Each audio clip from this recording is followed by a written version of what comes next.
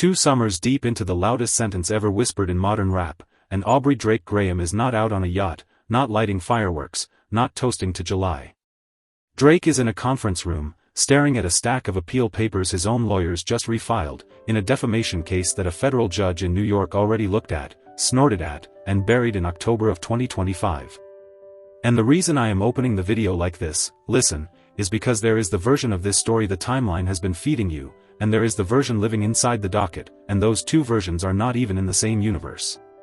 Everybody has been staring at the front of the stage, the mixtapes, the subliminals, the Iceman rollout, the interviews, the whole rehearsed performance. Nobody has been reading the paperwork.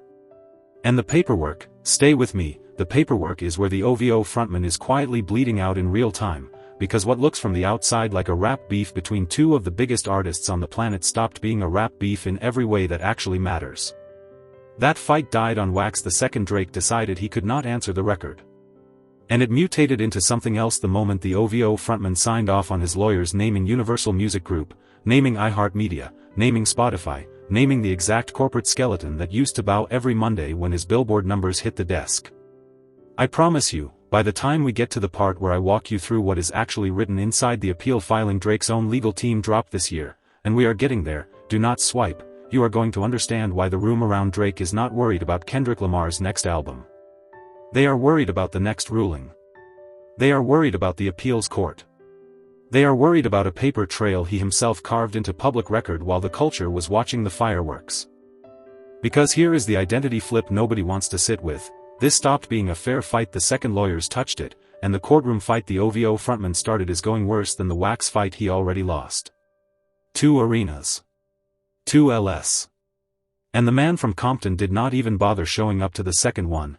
Kendrick is still winning it by default. Drop your take in the comments, tap that like, hit subscribe, and let's get into the receipts. Now let me set the whole board for you, because if we are going to have this conversation, we are going to have it with every piece on the table. Rewind the tape to the spring of 2024. That is the epicenter. Everything else is aftershock. March 2024, Future and Metro Boomin drop the album that lights the fuse, and Kendrick Lamar walks in on Like That and burns the entire Big 3 narrative into ash inside 50 seconds of vocal. From that second until the first week of May, the culture watched what critics now call the most consequential rap war of the 21st century. Push UPS, Tailor Made, Euphoria, 616 in LA, Family Matters, Meet the Grahams, and then, on May 4th, Kendrick Lamar dropped the record. Not just a diss track. The diss track.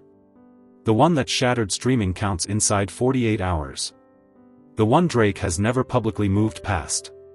The one that mutated from a diss into a chart topper, a Grammy magnet, a Super Bowl centerpiece, a West Coast unity flag, and, most importantly for our conversation, the exact song Aubrey Drake Graham chose to sue his own record label over. Sit with that. That is the whole thesis. When you register that Drake sued Universal Music Group in January of 2025 over that record, you register that this was a business decision. He decided the song that broke him was worth more damage in court than on wax. That is a strategy. That is a reputational fork in the road. And every rap fan on the planet watched him choose it. Now here is where it curdles. That lawsuit already got shredded. Federal Judge Jeannette Vargas tossed the defamation case in October of 2025, and the ruling was not close. The judge essentially said, inside the context of a rap battle, a diss record is protected opinion. Reasonable listeners understand a diss track is not journalism. And no, you cannot sue another artist for out-rapping you on a diss track and expect a federal courtroom to hand your career back. That is the ruling. That is the paper. That is public record. And what did Drake do with that L? He appealed it. Which is why we are here in July of 2026, with his legal team in front of the appeals court, arguing per reporting from Music Business Worldwide that Vargas dismissed the case improperly. Universal already fired back. And the industry is watching with equal parts disbelief and second-hand embarrassment, because the stakes are not what casual fans think. Nobody credible in the legal industry believes Drake wins this and gets his reputation refunded. The real question is how much more credibility he is willing to torch in public trying to prove a point a federal judge already told him he lost. The musical stakes closed in 2024. The cultural stakes closed at Super Bowl 59. The financial stakes get relitigated every quarter that record keeps streaming. The reputational stakes get relitigated every afternoon a new filing gets picked apart by legal analysts and hip-hop podcasts inside the same news cycle. So the question this video answers is direct: what is actually written on the paperwork his own team put on the record? Because that is where the OVO problem lives, not on Ice Spice, not on the timeline, not on Iceman. It lives inside the filings. And there are things buried in those filings the culture has not fully digested yet. Let's start with what everyone can see. Layer 1. Surface receipts. The stuff you can verify on your own phone. What comes after gets uglier. Receipt 1, Kendrick's record, in the summer of 2026, is still charting 2 full years after release. That does not happen with diss records. It does not happen with most records, period. Songs have a shelf life. Diss songs especially. Kendrick Lamar broke the shelf.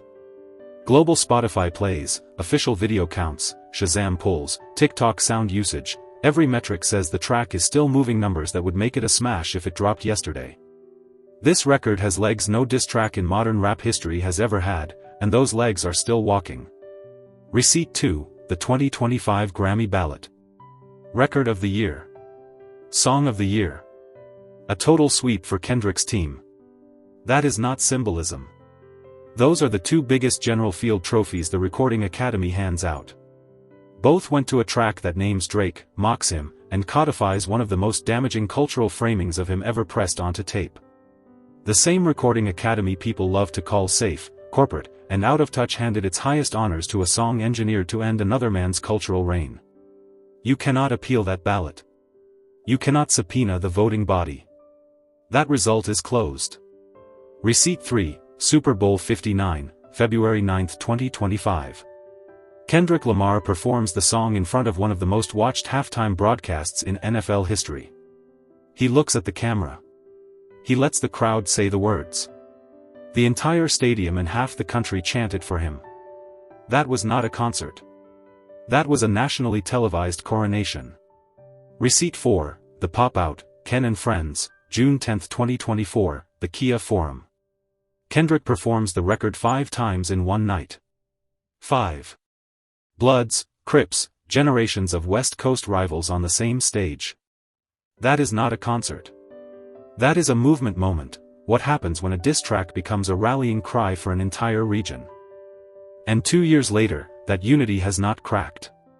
Now, what I want you to notice, every single one of those 4 receipts is verifiable. Every single one is public record. Every single one predates the Iceman rollout, predates the appeal, predates everything on the timeline in 2026. Which means when Drake walked into court in January of 2025, and again with this appeal, he was walking in to argue with reality itself. He was walking in to argue that the culture, the industry, the Grammy Academy, the NFL, and every streaming platform all somehow rigged themselves against him at once, on the same record. And every serious person watching this play out understands how insane that argument sounds the second you hear it out loud. But we are just getting warm. If the surface layer is rough, the next layer is the actual autopsy. This is the part OVO diehards do not want to hear. Stay dialed in, because the cultural evidence, the insider tier, is more damaging than any chart or any filing. Tap that like right now, because what is coming is going to change how you look at every Drake interview from the last 12 months.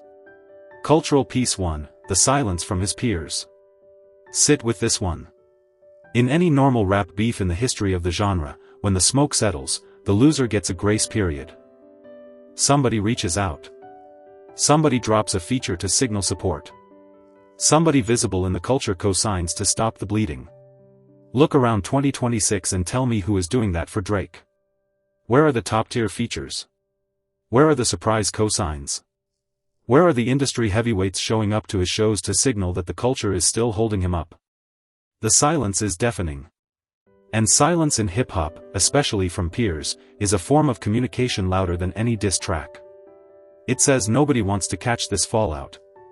Nobody wants to be the artist whose name is attached to defending a lawsuit against that record in the historical record. That is not something you can subpoena. That is the temperature of the room, and the room is Arctic. Cultural Piece 2, the West Coast is not moving on. I do not mean the fans. I mean the artists. 2 years after the pop-out, the West Coast ecosystem is arguably more unified and more culturally central than it has been since the mid-90s. Kendrick, SZA, TDE, PG Lang, the whole cluster in that orbit, they are running the culture. Every event, every festival, every red carpet, they are being received not just as artists but as the winning team of the biggest cultural conflict of the decade. That is the dividend of a movement Kendrick built on the back of that record and refused to let dissipate. Cultural Piece 3, the critical class picked its side, and it is not close. When Iceman dropped in the spring of 2026, look at the reviews. Pitchfork's take was pointed and unkind, treating the album as evidence of an artist aware of his own diminished cultural position and unable to write his way out of it. Independent critics across Substack, YouTube review channels, and the traditional rap press mostly landed in the same place. Iceman is a competent project that would have landed differently in a pre-2024 world, but in 2026, it feels like a defensive posture, not an artistic statement. And to be fair, credibility is the whole game. There is a counter. Iceman opened with massive numbers.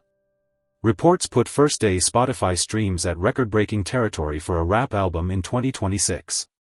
Billboard has framed the rollout as a rediscovery of his greatest asset, the ability to move numbers on demand. Fair. But here is why the counter does not hold. Numbers on demand from a locked-in fanbase are not the same as cultural relevance. First-week streams from a built-in audience are a floor, not a ceiling. The question in 2026 is not whether he can open big. The question is whether he can still shape the conversation. And on that measure, the critical class is unanimous. He cannot. Cultural Piece 4, the podcast tier. The Joe Budden platform, $1 million worth of game, the whole hip-hop breakdown ecosystem. The tone in those rooms about Drake in 2026 is not admiration. It is not even anger. It is fatigue. It is the sound of a culture that has moved past the argument. When commentators start speaking about you the way they speak about a legacy artist begging to be considered relevant, the argument is already lost. And every time Drake drops an interview, a subliminal, or a new motion, the podcast class rolls its eyes and moves on inside the same hour. That is the tone of a champion who has been quietly dethroned by his own commentators. Stack all four together, the pure silence, the West Coast solidarity, the critical consensus, the podcast fatigue, and I am not looking at a rapper going through a rough quarter. I am looking at a full cultural repositioning being finalized live on stream.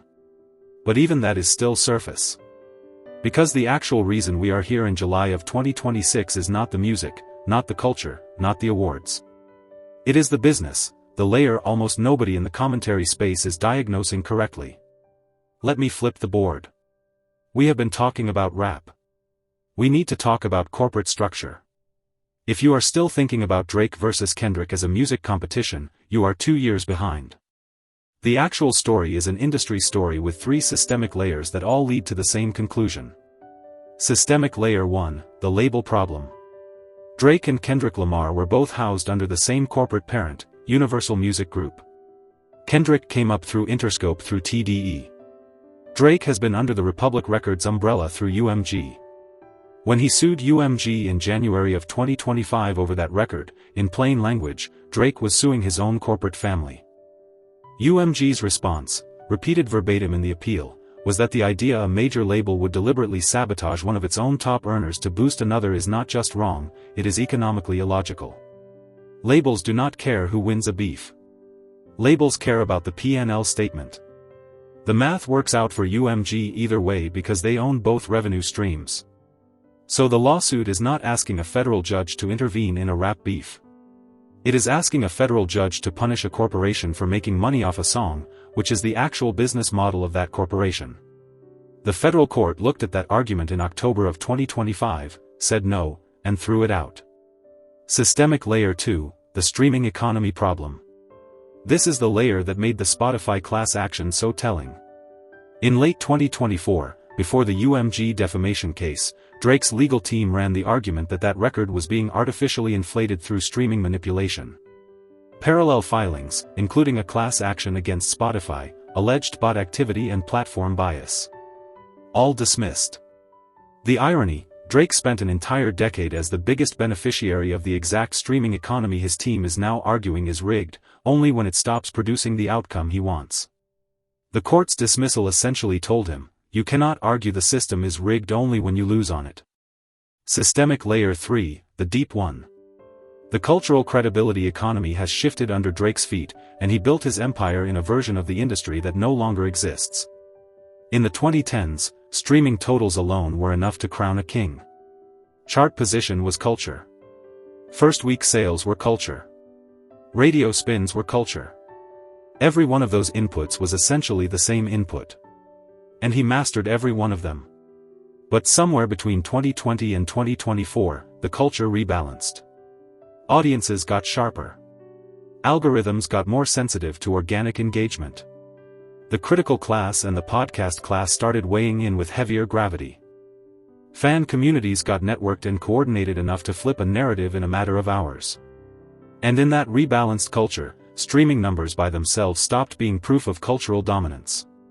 They became proof of a loyal audience, which is not the same thing.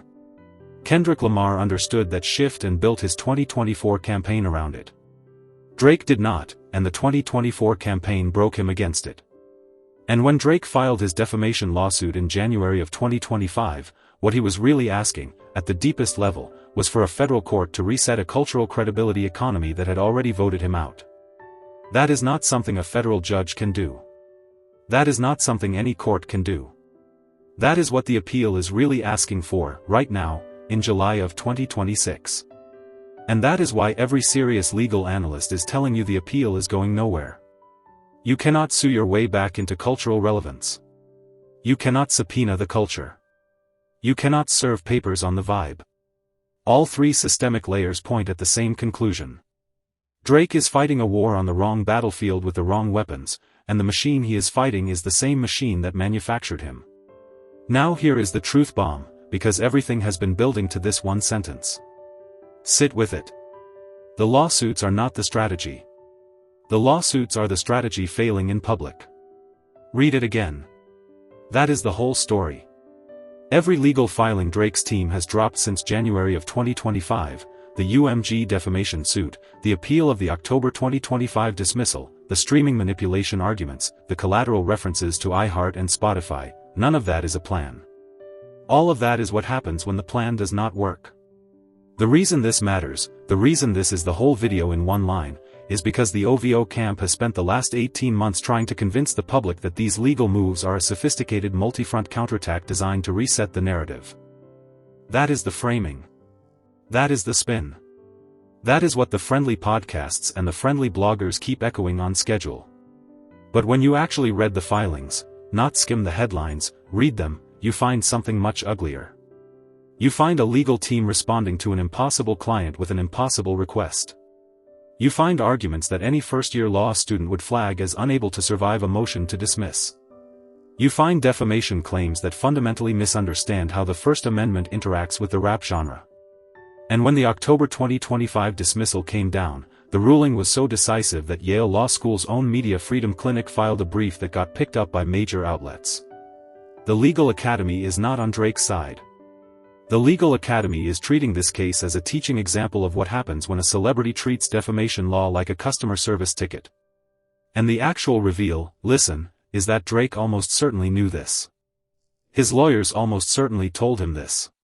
The reason we are watching this appeal get filed in 2026, instead of a settlement quietly disappearing into an NDA, is not a real legal strategy. It is a public relations strategy. Drake needs the public to believe he is fighting back, even if the fight cannot be won, because the alternative is admitting the loss in silence. And admitting the loss in silence is the one thing the OVO brand cannot survive. That is the truth bomb. That is what is actually happening. The lawsuits are not a chess move. They are a controlled demolition performed in public, so the fanbase never has to accept that the actual defeat happened on the record, on the Grammy stage, on the Super Bowl stage, and inside the culture. The lawsuits are a distraction. And now, in July of 2026, the distraction is running out of runway. The appeal is not going to reverse the culture. The appeal is not going to unrelease that record. The appeal is not going to unperform the halftime show. The appeal is not going to uncrown Kendrick.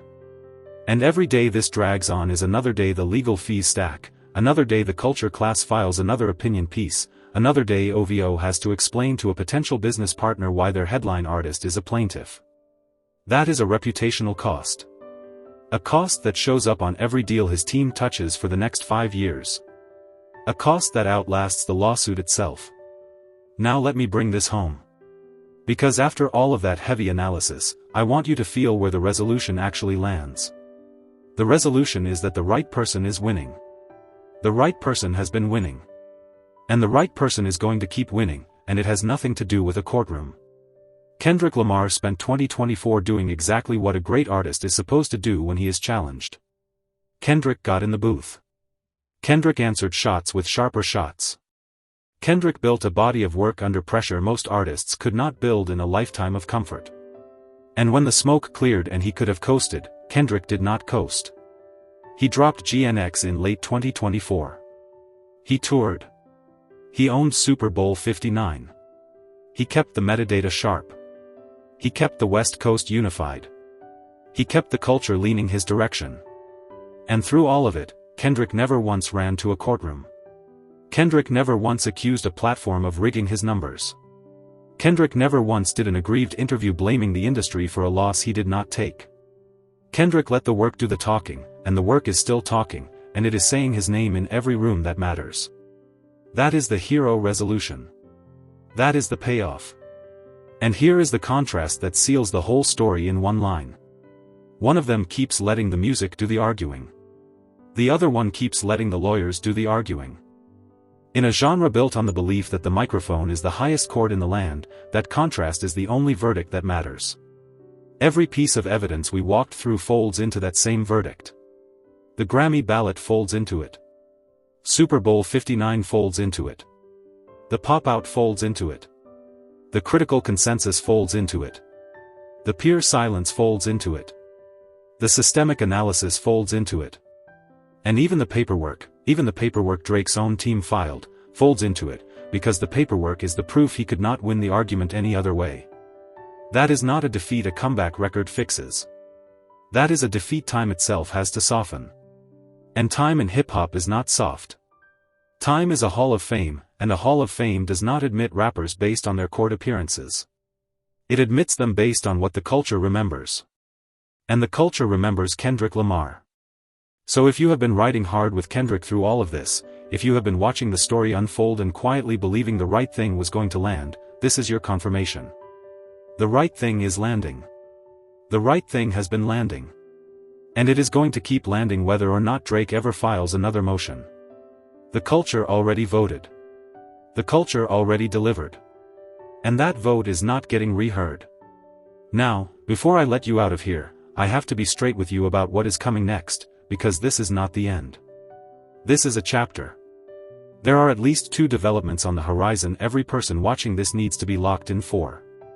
Development 1, the appeals court ruling. That decision is going to land, and when it lands, we are going to see whether Drake's team has any theoretical path forward, or whether October 2025 becomes the final word on this era of litigation. Every legal analyst worth listening to expects the appeals court to affirm the dismissal, but until that ink is dry, the thread is live. Development 2, the OVO business fallout. Here is what nobody is discussing loud enough. When you go through a very public 2-year reputational collapse tied to a defamation case that keeps getting dismissed, that leaves marks on brand partnerships, tour routing, sync licensing, and every downstream revenue line the OVO ecosystem depends on. Those consequences do not unfold in months. They unfold in years.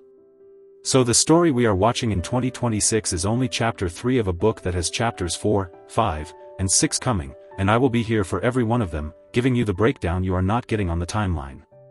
If you have not already, hit subscribe right now, because the next video I am dropping is the deepest breakdown yet of the specific witness list Drake's own legal team submitted in the defamation case, a list that reportedly contains dozens of high-profile industry names, executives, artists, and figures whose testimony was going to be called if this case had ever gone to trial. And when I walk you through who is on that list and, more importantly, why they are on it, you are going to understand exactly which rooms the OVO camp was preparing to drag into public court, and why the culture went cold on this whole strategy the second those names started to leak. That video is coming. Coming soon. You do not want to miss it. So drop a comment right now with the word crown so I know you rode with me all the way through this one. Tap the like button. Hit subscribe. Stay dialed in. Peace. Stay dangerous. Stay honest. And remember, the culture always gets the final word. And the culture already spoke.